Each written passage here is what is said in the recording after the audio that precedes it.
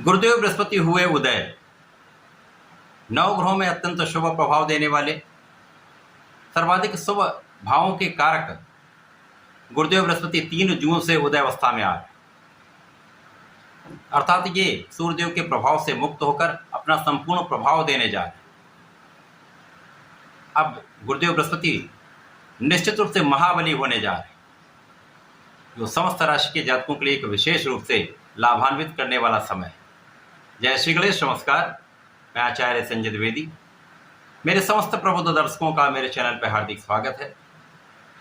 प्रिय दर्शकों, आज मैं गुरुदेव के उदय काल के प्रभाव को लेकर आपके सम्मुख उपस्थित हूँ। गुरुदेव बृहस्पति 3 जून से वृषभ राशि में जहाँ पर ये गोचर कर रहे हैं वहाँ पर उदय अवस्था में आ जाएंगे।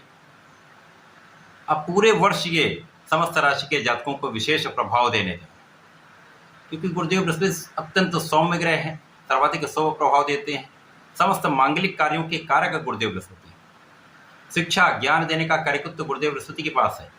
इसी प्रकार से आपको योग्य बनाकर कार्यक्षेत्र देते हैं, विवाह कराते हैं, संतान देते हैं। तो सर्वाधिक शुभ प्रभाव देने वाले गुरुदेव बृहस्पति अब अति बलवान स्थिति में आप। अब चूंकि ये एक लंबी अवधि के ग्रह हैं, एक लंबे समय तक किसी राशि में गोचर करते हैं, तो उनका विशेष प्रभाव समस्त राशि के जातकों को प्राप्त होता है।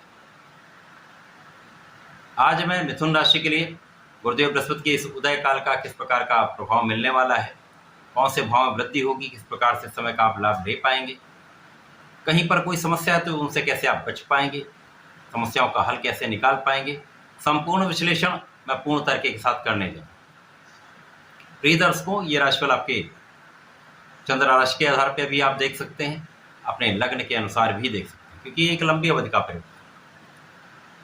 गुरुदेव बृहस्पति मिथुन राशि के लिए अत्यंत विशेष है, क्योंकि ये मिथुन राशि के 2 भाव के 2 केंद्र के स्वामी, अर्थात ये आपके सप्तम तथा कर्म भाव के स्वामी। सप्तमेश तथा कर्मेश का गोचर वर्तमान समय में आपके द्वादश भाव में चल रहा है। द्वादश भाव एक त्रिक भाव है, नकारात्मकता का भाव है तथा ये व्यय का भाव है, अर्थात जिस ग्रह का जो कार्यकत्व होता है उसमें कुछ क्षय अवश्य होता है।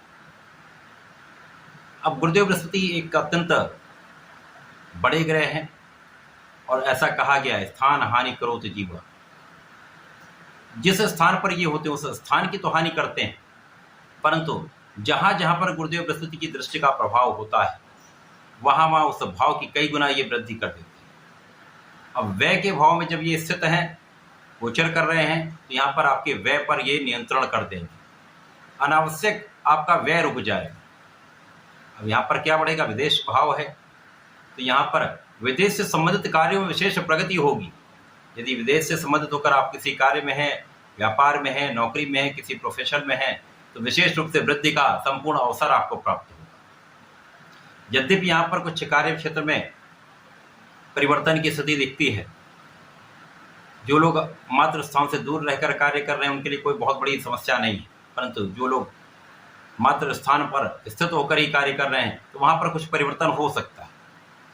ये परिवर्तन आपके लिए लाभकारी सिद्ध होने जा रहा है। तो एक अच्छा धन आपको विदेश से प्राप्त हो सकता है, विदेशी व्यापार से प्राप्त होता है, आपके कार्य क्षेत्र में वृद्धि से आपको विदेश से एक अच्छा लाभ प्राप्त हो सकता है।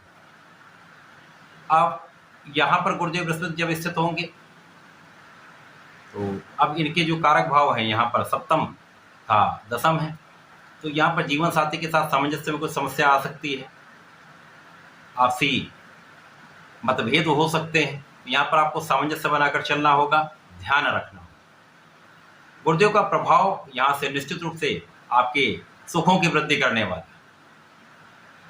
गुरुदेव की दृष्टि का प्रभाव आपके सुख भाव को बढ़ाने वाला है, कई गुना वृद्धि कर देंगे। तो यहाँ पर भूमि भवन वाहन का योग बनेगा। इस समय का आप उपयोग करके इन साधनों को बढ़ा सकते हैं, घर बना सकते हैं, वाहन ले सकते हैं अथवा भूमि का क्रय कर सकते हैं। लोगों का सहयोग निश्चित रूप से आपको प्राप्त होगा। माता पिता के सुखों में वृद्धि होगी, माता पिता के साधनों में वृद्धि होगी तथा माता पिता का आशीर्वाद आपको प्राप्त होगा। गुरुदेव का प्रभाव अब यहाँ से आपके षष्ठम भाव पर है।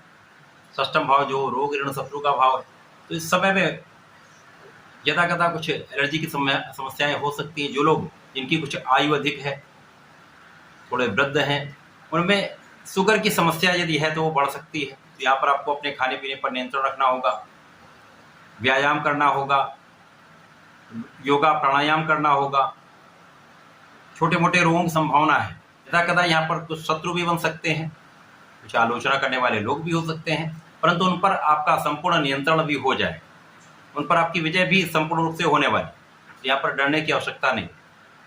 गुरुदेव का प्रभाव यहाँ पर आपकी संपूर्ण सुरक्षा कर, यहाँ पर गुरुदेव आपके आयु की रक्षा कर रहे हैं, गुरुदेव आपके स्वास्थ्य की संपूर्ण सुरक्षा कर, इसी प्रकार से आपके आध्यात्मिक गुणों को बढ़ा रहे हैं, आपके विशेष ज्ञान में वृद्धि कर रहे हैं। अब यहाँ पर गुरुदेव की दृष्टि का प्रभाव आपके अष्टम भाव पर है, जो आकस्मिकता का भाव है।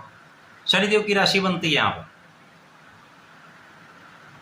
यहाँ पर आपका इंट्यूशन बहुत अच्छा रहने वाला है। इस इंट्यूशन का आप यदि उपयोग करेंगे तो आपके लिए एक अच्छा लाभ मिल सकता है। विशेष ज्ञान में आपकी वृद्धि होगी। आपका रिसर्च वर्क बहुत अच्छा रहने वाला है। जो लोग रिसर्च से संबंधित कार्यों में हैं, ज्ञान से विशेष ज्ञान से संबंधित कार्यों में हैं, यंत्र तंत्र मंत्र के संबंधित कार्यों में हैं, विशेष ज्ञान से संबंधित कार्य कर रहे हैं, आध्यात्मिकता से संबंधित कार्यों में हैं, तो यहाँ पर विशेष लाभ 100% मिलेगा। गुरुदेव का चतुर्दशम का संबंध आपके परिश्रम को भी बढ़ाने वाला होगा, लोगों का सहयोग दिलाने वाला होगा, भाई बहनों का सहयोग मिलेगा, तथा इस प्रकार से यहाँ पर भाग्य का भी यहाँ पर आपको साथ मिलने वाला है। अब भाग्य के स्वामी की स्थिति अत्यंत प्रबल है। यहाँ पर गुरुदेव का चतुर्दशम का संबंध इस भाग्य के भाव को कई गुना और प्रबल कर देगा, जिसका लाभ आपको 100% मिलने वाला। यहाँ पर धर्म कर्म के कार्यों पर आप चलेंगे, आप न्यायपूर्ण कार्य करेंगे, लोगों का सहयोग करेंगे, जो आपकी क्षमता है। तो इस समय में आप विशेष लाभ लेने वाले। ये समय आपकी अत्यंत प्रगति का है।